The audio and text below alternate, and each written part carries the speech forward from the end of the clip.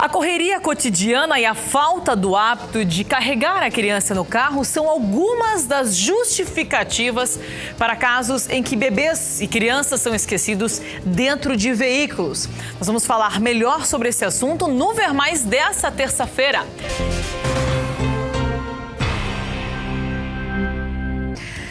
Um assunto seríssimo. A correria cotidiana e a falta do hábito de carregar a criança no carro são algumas das justificativas para casos em que bebês são esquecidos dentro de veículos. Dá só uma olhada nessa encenação. Yeah, I just pulled in at the store and I've got to grab just a few things, then I'll be home, we can go. Hey, yeah, talk to you later. Okay, see you, bye.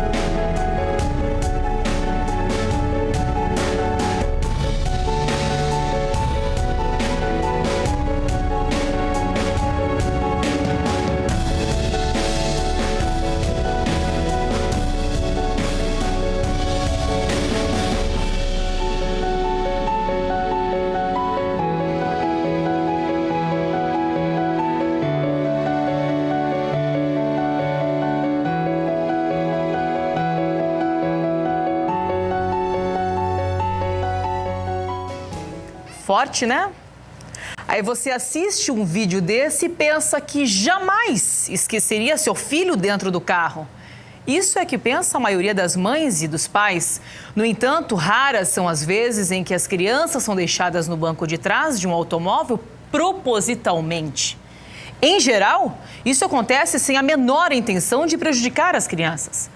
Com a vida atribulada, as pessoas estão conectadas o tempo todo. Os pais muitas vezes acumulam funções e tentam dar conta de uma rotina cheia de afazeres, justamente para tentar oferecer melhores condições aos seus filhos.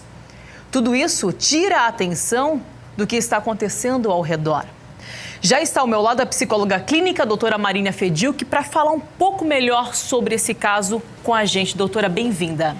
Olá, Belisa. É bem forte esse vídeo, né? Bem forte, ele tem mais de 8 minutos, a gente reduziu para dar tempo aqui no programa e as pessoas acham que com elas nunca vai acontecer isso. Na verdade, pode acontecer com qualquer um de nós, né?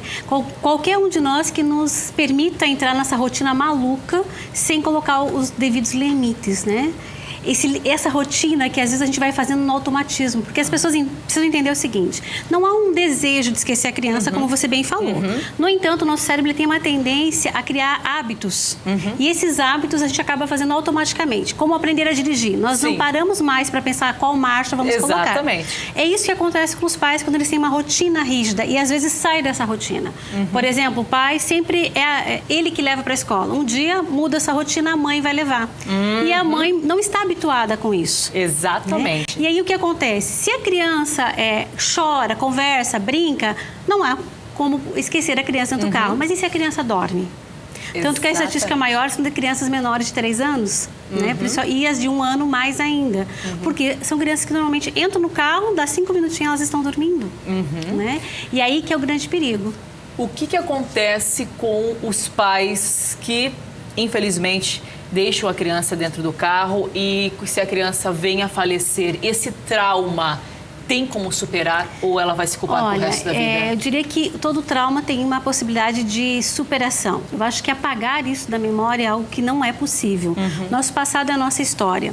O que pode, com o tempo, é os pais compreenderem como a situação levou eles a isso e não como um desejo. Porque a culpa vem no sentido de dizer assim, a culpa foi minha. É como se eu tivesse desejado ou permitido que isso acontecesse. Quando os pais se dão conta disso no processo de psicoterapia, de que essa situação foi uma situação que levou eles à rotina exagerada, o próprio descuido consigo mesmo, porque quem está bem, quem não está estressado, exausto, não iria esquecer uma criança. Normalmente você vai ver já pais extremamente sobrecarregados, né? Então, há possibilidade de superar, mas eu diria que há um tempo e há uma dor. E essa dor, ela é uma dor que a gente diz assim, é uma dor necessária. Necessária no sentido de ela poder viver esse momento, esse luto da perda do filho. E a criança que sobrevive, como ela supera esse trauma? Olha, independente da idade, ela vai precisar de acompanhamento. Porque o trauma é aquilo que é muito intenso, muito forte, muito rápido. E ser esquecido no carro é algo muito intenso. E o calor, a sensação de estar preso, de abandono, é muito intensa. Então, os pais precisam ficar atentos. Porque o que acontece é que passa a situação, há um alívio tão grande pela criança estar viva, né? E se observa dados clínicos, às vezes a criança é acompanhada pelo médico, o médico vai fazer a avaliação clínica e se acha que está tudo bem. E não se avalia que esse trauma é um trauma que vai ficar para o resto da vida se não for trabalhado. Então, a recomendação é que os pais procurem um profissional da psicologia para ser trabalhado esse trauma da criança. E os pais também precisam ser acompanhados, porque afinal de contas eles esqueceram o filho. Na prevenção, quais são as dicas que a gente deve seguir para não esquecer? Eu diria que a principal é você observar qual tem sido a tua prioridade. No que você tem colocado prioridade na sua vida? Você tem dado prioridade para os seus afazeres comuns, desde seguir o tweet, responder o WhatsApp, verificar o Facebook, ou você tem colocado a prioridade em você em primeiro lugar? Porque você estando bem, você vai conseguir olhar para o seu filho. E há dicas muito simples que, inclusive, a gente encontra na internet, né? De você amarrar uma fralda no volante, para você lembrar. Você deixar a mochila da criança do teu lado. Ou você deixar um pertence pessoal teu do lado de trás que você precise pegar ao sair do carro. Esse é perfeito, né, doutora? Não tem como errar, Não tem como né? esquecer. Porque celular bolsa, hoje ninguém notebook. esquece, né? Exato. Notebook, bolsa. Então, deixa a bolsa atrás. Do lado da criança, embaixo do banco. E você vai ter que abrir e aí você vai ver. Porque esses bebês menores, a cadeirinha ainda é virada ao contrário, né? Justamente para protegê-la melhor. Só que aí ela fica menos visível para os pais. Então, tem que criar essas dicas que o cérebro vai perceber, opa, tem alguma coisa diferente. A fraldinha é uma dica. Mas colocar algo atrás, eu diria que é muito mais efetivo.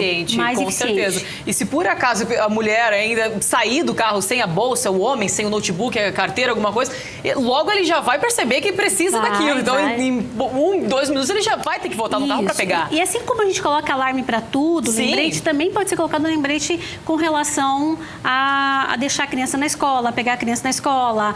Quer dizer, você se dá conta que também tem, opa, tá bipando aqui. Nossa, minha criança tá aqui.